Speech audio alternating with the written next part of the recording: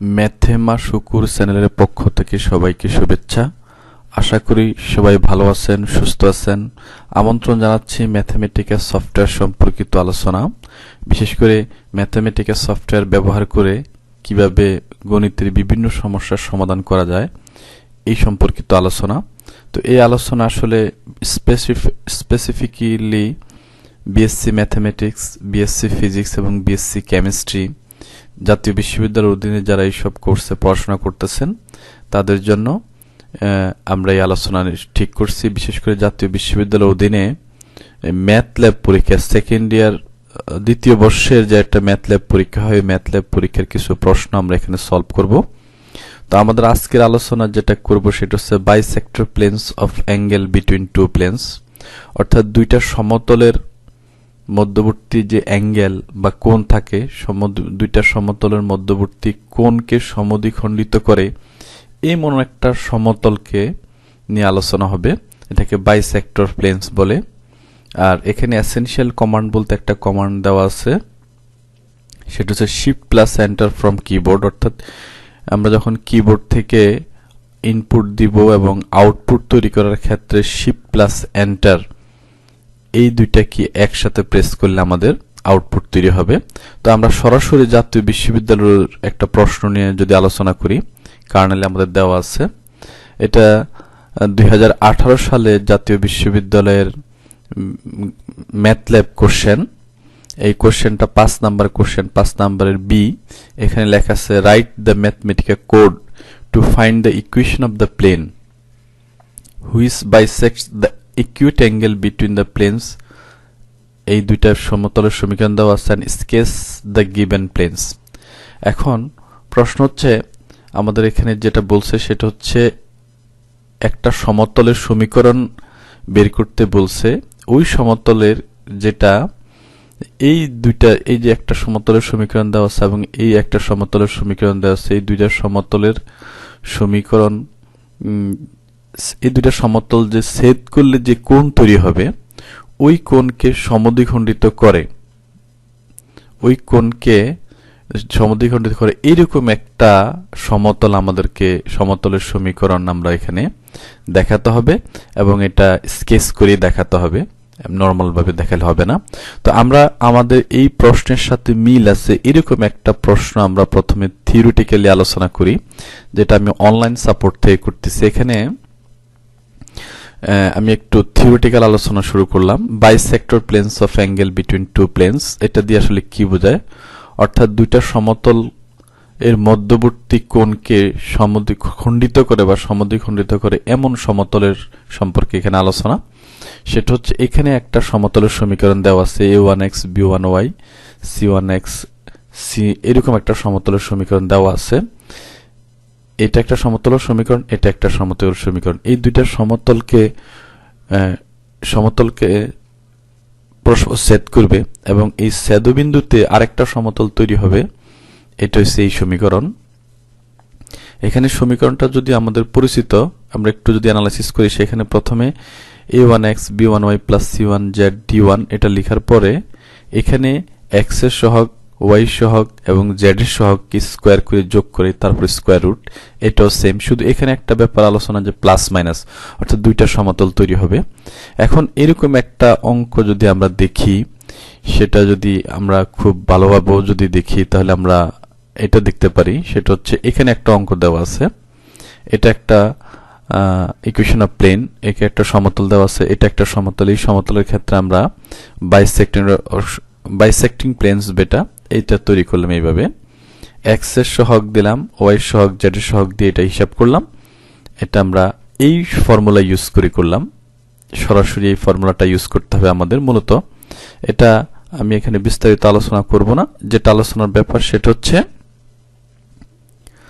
the angle between, এই যে এখানে একটা কথা আছে, if the angle between bisector plane and one of the plane is less than 45 degree then it is acute angle bisector, otherwise it is obtuse angle bisector। অর্থাৎ সূক্ষ্ম কোণের সমদ্বিখণ্ডক কথা বলে একটা কথা আছে। যদি কোণটা 45 ডিগ্রি ছোট হয় তাহলে সূক্ষ্ম কোণের সমদ্বিখণ্ডক হবে, আর যদি বড় হয় তাহলে এটা স্থূল কোণের সমদ্বিখণ্ডক। সূক্ষ্ম কোণ মানে হচ্ছে acute angle আর স্থূল কোণ হচ্ছে অবটিউজ অ্যাঙ্গেল।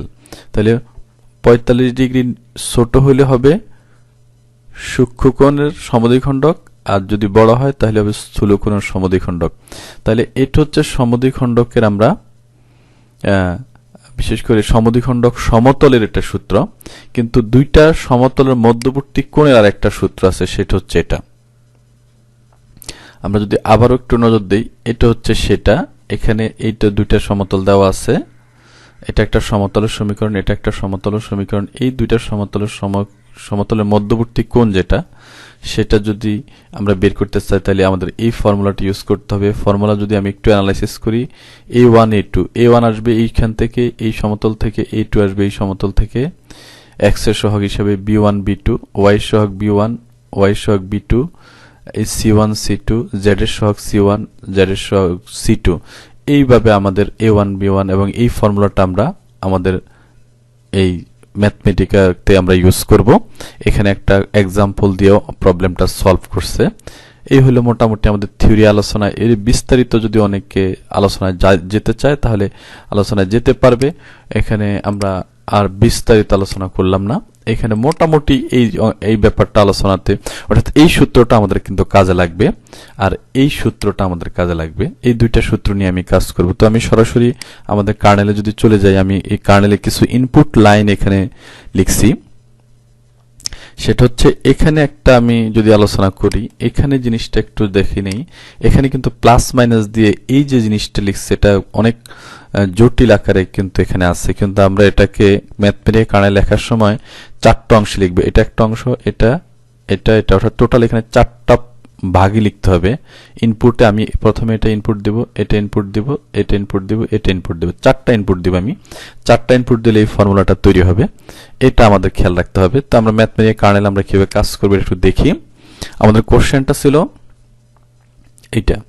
এখন আমরা কিভাবে ইনপুট লাইনগুলো লিখছি এটা আমি যদি একটু আলোচনা করি। যেমন এই প্লেনটাকে আমি p1 আকারে লিখছি, এই প্লেনটাকে, এই সমতলের সমীকরণকে p1, এই সমতলের সমীকরণকে p2 আকারে লিখছি, এবং d1 হচ্ছে এই p1 এর x এর সহগ, y এর সহগ, z এর সহগ নিয়ে আমি d1 কে 1 স্কয়ার, x এর সহগ 1 স্কয়ার, y এর সহগ 2 স্কয়ার, z এর সহগ 2 স্কয়ার, d1 কে লিখলাম। p2 হচ্ছে আমাদের এই কোশ্চেনের এটা।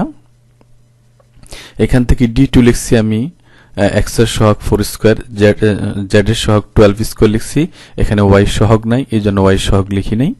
এটা হচ্ছে d1 d2। আর p3 এই নামে যেটা লিখছি সেটা হচ্ছে p1 by d1 equal to p2 by d2, আর p4 যেটা লিখছি সেটা হচ্ছে p1 by d1 equal to minus p2 by d2। যেই এই ফর্মুলাটা, এখানে যে ইনপুটটা আমি দিলাম p3 এবং p4 নামে যে দুইটা ইনপুট দিলাম, এটা কিন্তু একসাথে এই ফর্মুলাটা হচ্ছে একসাথে। এটা আমি ভেঙে ভেঙে এখানে কার্নেলে দিয়েছি। এটা হচ্ছে মূল কথা। তারপরে a1 b1 c1 মানে p1 থেকে আমি নিছি x এর সহগ, y এর সহগ, z এর সহগ, a1 b1 c1, আর a3 b3 c3 নিছি আমি p3 থেকে। এটা আমি যখন কাজ করব তখন আরেকটু আলোচনা করব। তারপরে আমি যে সূত্রটা ইউজ করছি, a1 b1 c1 a3 b3 c3, দুইটা সমতল, অর্থাৎ p1 এবং p3 সমতলের মধ্যবর্তী কোণ, এই p1 এবং p3 এই দুইটা সমতলের মধ্যবর্তী কোণ বের করতে আমি এই জিনিসগুলো ইউজ করছি। এখানে এই ফর্মুলাটা আমি ইউজ করছি আসলে এখান থেকে সরাসরি, যদি আমি দেখাই, এই ফর্মুলাটা ইউজ করছি আমি সরাসরি বইয়ের থেকে বা থিওরি থেকে এই ফর্মুলাটা ইউজ করছি আমরা। এখন আমরা ম্যাথমেটিক্যাল কার্নেলে আরেকটু বিস্তারিত আলোচনা করি। তারপর আমাদের প্লেনগুলা কিভাবে আমরা কন্ট্রোল প্লট দিয়ে কাজ করছি সেটা আমরা দেখাবো। তো আমরা সরাসরি আমরা কার্নেলে শুরু করি। প্রথমে আমি শিফট এন্টার দিব এই লাইনে, তাহলে আমার 1 নাম্বার ইনপুট তৈরি হয়ে গেল। এখানে আমি সরাসরি দেখতেছি ইনপুট 1 নাম্বার, 2 নাম্বার ইনপুট তৈরি হয়ে গেল শিফট এন্টার দেওয়ার কারণে। d1 এ আমি একটা শিফট এন্টার দিব, তাহলে আমার d1 তৈরি হয়ে গেল। এটা 3 নাম্বার ইনপুট এবং 3 নাম্বার আউটপুট দেখা যাচ্ছে। d2 তে আমি শিফট এন্টার দিব, তাহলে 4 নাম্বার আউটপুট, 4 নাম্বার ইনপুট দেখা যাচ্ছে। p3 তে আমি শিফট এন্টার দিব, তাহলে এখানে যেটা 5 নাম্বার ইনপুট এবং 5 নাম্বার আউটপুট দেখাচ্ছে, এটা কিন্তু একটা সমতলের সমীকরণ। এখানে সমতলের সমীকরণটা আসছে আসলে p1 by d1 equal to p2 by d2 এই ফরম্যাটে। তারপরে p4 এর জন্য আমরা ইনপুট আউটপুট যদি দেই, 6 নাম্বার ইনপুট এবং 6 নাম্বার আউটপুট P4 এটাও একটা সমতল। তাহলে টোটালি আমাদের 4টা সমতলের সময় P1 P2 একটা সমতল, P3 P4 একটা সমতল। এইগুলো আমরা একটু গ্রাফিক্যালি আমরা দেখব কিছুক্ষণ পরেই। আমাদেরকে একটু স্মরণ করে দিয়ে এখানে যদি প্লাস এই জিনিসটা আমি একটু মনে রাখার জন্য বলবো।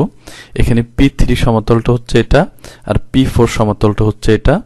দুইটা সমতল সেম, শুধু প্লাস নিলে P3 আর মাইনাস নিলে P4। আর এই হচ্ছে মূলত কথা। এখন আমরা যেটা করছি সেটা হচ্ছে A1 B1 C1, এটা P1 এর x এর সহগ, y এর সহগ, z এর সহগ নিছি। আর A3 B3 C3 হচ্ছে P3, এটা আমাদের P3 এর x এর সহগ হচ্ছে 1/3 আর 1/3 মাইনাস 1/10 মাইনাস 1/10। এটা আমরা যদি একটু ম্যানুয়ালি চিন্তা করি অথবা হাতে কলমে যদি চিন্তা করি তাহলে x এর সহগ হচ্ছে 1/3 আর মাইনাস 1/10, y সহগ হচ্ছে 2/3, এখানে 2/3 হচ্ছে y সহগ, এখানে যেহেতু y নাই অসুবিধা নাই। তারপর z এর সহগ হচ্ছে 2/3 z এর সহগ 2/3 আর এই পাশ থেকে যদি z এর সহগ আনি তাহলে এখানে 4/12 এর সাথে কাটায় 3/10 হবে, এটা এই পাশে আসলে মাইনাস আসবে, মাইনাস 3/10। তাহলে এই আমরা P3 এবং P1 এর ব্যাপারটা নিয়ে আমরা এই সহগগুলো আলোচনা করলাম। তারপর আমি এটাকে সূত্রের মধ্যে কোন সূত্রটা ইউজ করব আমি আবার একটু দেখিয়ে নিই। আমরা আসলে এই সূত্রটা ইউজ করব, এখানে যে সূত্রটা আছে এই সূত্রটাই আমরা কার্নেল ইউজ করতেছি। এই সূত্রটা আমরা কার্নেল ইউজ করতেছি। তাহলে আমি এখানে শিফট এন্টার দিব। এখানে আমি শিফট এন্টার 6 নাম্বার ইনপুট এবং 6 নাম্বার, এখন আর শিফট এন্টার যদি দেই তাহলে আমার এখানে 7 নাম্বার ইনপুট চলে গেল। এখন আমি যেটা করব সেটা হচ্ছে এটা হচ্ছে আমার 8 নাম্বার ইনপুট। তাহলে আমার এটা ইনপুট হয়ে গেল 8 নাম্বার। এখানে কোণের ব্যাপারটা আসবে। তাহলে আমি এইখানে একটা অবজারভেশন আছে, এটা কমপ্লেক্স, এটা বোঝা যাচ্ছে না কোণের মানটা কত। তাহলে এই জন্য এখানে আমি এই যে পার্সেন্ট মানে 9 নাম্বার আউটপুটটাকে সেই ইনপুট হিসাবে নিবে। এখানে আমি একটু অ্যানালাইসিস বলে দেই। এই 10 নাম্বার ইনপুটে আউটপুট হিসাবে 10 নাম্বার ইনপুটটাতে আমি যে পার্সেন্ট দিছি এই পার্সেন্ট মানে হচ্ছে 9 নাম্বার আউটপুটটা এখানে বসবে কার্নেলে, তারপর হিসাব করবে। এখন আসলে আমাদের যে tan থিটা অ্যাঙ্গেল নামে যেটা লেখাটা আছে এটা তো tan থিটার মান আসছে 5.17। এখানে যদি tan থিটার মানটা 1 আসতো, যদি এখানে 1 আসতো তাহলে আমি বুঝতাম এটা 45 ডিগ্রি, তার মানে এটা গ্রেটার দেন 1, তার মানে এই অ্যাঙ্গেলটা কিন্তু বিশেষ করে 45 ডিগ্রি সে বড়। আমি আবার বলতেছি এই জায়গাটাতে এটার মানটা হচ্ছে 5.1। এখন এটার মানটা যদি 1 আসতো তাহলে আমি বুঝতাম যে এই অ্যাঙ্গেলটা হচ্ছে 45 ডিগ্রি। যেহেতু এটার মান 5.178 আসছে, তার মানে আমি বুঝলাম এই অ্যাঙ্গেলের মানটা অবশ্যই 45 ডিগ্রি সে বেশি। তাহলে আমরা আমাদের মোটামুটি থিওরিটিক্যাল যে আলোচনা ওখানে ছিল যে যদি এই একিউট অ্যাঙ্গেল হয়, বিশেষ করে যদি 45 ডিগ্রি সে কম হয় তাহলে হবে সূক্ষ্মকোণ, আর 45 ডিগ্রি সে বেশি হলে স্থূলকোণ। এই আইডিয়াটা এখানে আমরা কাজে লাগাবো। এখন আমি একটু যেটা অ্যানালাইসিস করে দেখানোর জন্য বলবো, এটা আমি একটু কাট এন্ড পেস্ট করে নিই, আগে কাট করে নিলে আমাদের জন্য সুবিধা হবে। এখন আমি P1 এবং P2 প্রথম যেই প্লট P1 এবং P2 কে আমি প্লট করব, P1 P2 এই দুইটা সমতলকে আমি যদি প্লট করি, শিফট এন্টার দিই, তাহলে এটা 11 নম্বর ইনপুট আউটপুট হবে। এই হচ্ছে আমার 11 নম্বর ইনপুট আউটপুট, এটা আমি প্লট করলাম। এখানে যেটা দেখাচ্ছে এটা আমি যদি ক্লিয়ার দেখি, এইখানে দুইটা প্লেন দেখাচ্ছে। এটা সরল রেখা আকারে যদিও দেখা যাচ্ছে, এগুলো কিন্তু প্লেন। এখান থেকে আমরা কিন্তু সরাসরি দেখতেছি দুইটা প্লেন, এটা একটা প্লেন এবং এটা একটা প্লেন, বা এটা একটা সমতল এটা একটা সমতল। এই দুইটা সমতলের পরস্পরকে ছেদ করার কারণে আমাকে এই একটা এরিয়া তৈরি হয়েছে, এই একটা এরিয়া তৈরি হয়েছে, এই একটা এরিয়া, এই একটা এরিয়া তৈরি হয়েছে। তার মানে মূলত আমাকে এই বিন্দুতে এই অংশটা আমরা বলতে পারি এই দুইটার মধ্যবর্তী কোণটা সূক্ষ্মকোণ হবে, আর এই দুইটার মধ্যবর্তী কোণটা হবে স্থূলকোণ। তাহলে আমি যদি এখন আমার এখানে একটু একটা জিনিস আমি দেখাই, সেটা হচ্ছে এটা কাট এন্ড পেস্ট কন্ট্রোল ভি। তার মানে আমি যেটা দিলাম এটা P3, অর্থাৎ প্লাস একটা P3 দেওয়াতে আমার কি আসবে। এখন আমি একটু শিফট এন্টার দেই, তাহলে আমরা বুঝতে পারবো। এখন আমরা যেটা দেখলাম সেটা কিন্তু এখানে কিন্তু খুব ক্লিয়ার বোঝা যাচ্ছে যে এই দুইটা কোণ ছিল আমাদের, এই দুইটা সমতল ছিল প্রশ্নের সমতল, আর এই সমতলটা এখন আমাদের P3 সমতল। সুতরাং এই এই প্রশ্নের যে সমতল, এটা একটা প্রশ্নের সমতল, এটা একটা প্রশ্নের সমতল, এই দুইটা সমতলের মধ্যবর্তী কোণ যেটা, সেটা স্থূলকোণ, এবং স্থূলকোণকে সমদ্বিখণ্ডিত করছি P3। এটা আমরা বুঝতে পারলাম কারণ আমরা থিটার মানটা বের করছি হচ্ছে 10 থিটার মান বের করছি 5, তার মানে থিটার মানটা অবশ্যই 45 ডিগ্রি চেয়ে বেশি। সুতরাং আমরা বলতে পারি এই যে P3 যেই সমতলটা, এটা হচ্ছে স্থূলকোণের সমদ্বিখণ্ডক। এখন যদি আমরা আরেকটা জিনিস দেখি, যেমন এখানে আছে এটা হচ্ছে P4, এটা মাইনাস নিয়ে করা। এইটা যদি আমি একটু দেখি তাহলে আমাদের আরো শিফট এন্টার দিব আমি এখানে, তাহলে এখানে কিন্তু দেখা যাচ্ছে যে এইখানে কিন্তু দেখা যাচ্ছে যে এইটা কিন্তু আমাদের এইভাবে যদি আমরা দেখি একটু, এই দুইটা, এটা একটা প্রশ্নের সমতল, এটা একটা প্রশ্নের সমতল, এই দুইটা সমতলের মধ্যবর্তী সমতল হচ্ছে এটা, এটা হচ্ছে আমাদের P4। সুতরাং এটা হচ্ছে কিন্তু সূক্ষ্মকোণের সমদ্বিখণ্ডক সমতল। তাহলে আমাদের আনসার আসলে হবে কোনটা? যেহেতু আমাদের প্রশ্নটা যদি অ্যানালাইসিস করি তাহলে আমরা বুঝতে পারবো যে বাইসেক্ট দ্য সূক্ষ্মকোণ একিউট অ্যাঙ্গেল যেটা, তাহলে আমাদের আনসার হবে P4। অর্থাৎ এটা হচ্ছে আমাদের সমতল, সূক্ষ্মকোণের সমদ্বিখণ্ডকের সমতল। তাহলে এই মোটামুটি আমরা ছবির মাধ্যমে এবং ক্যালকুলেশনের মাধ্যমে বুঝলাম। তো এখন আমরা যতটুকু দেখলাম ততটুকুতে, এই আলোচনাতে আমরা যেটা বুঝলাম সেটা হচ্ছে আমাদের অবশ্যই আগের অনেক নলেজ লাগবে, বিশেষ করে সূত্রগুলো তো লাগবেই। এখানে আমরা যে সূত্রগুলো ইউজ করি সূত্রগুলো লাগবে। আবার কন্ট্যুর প্লট সম্পর্কে আমাদের আইডিয়া থাকতে হবে।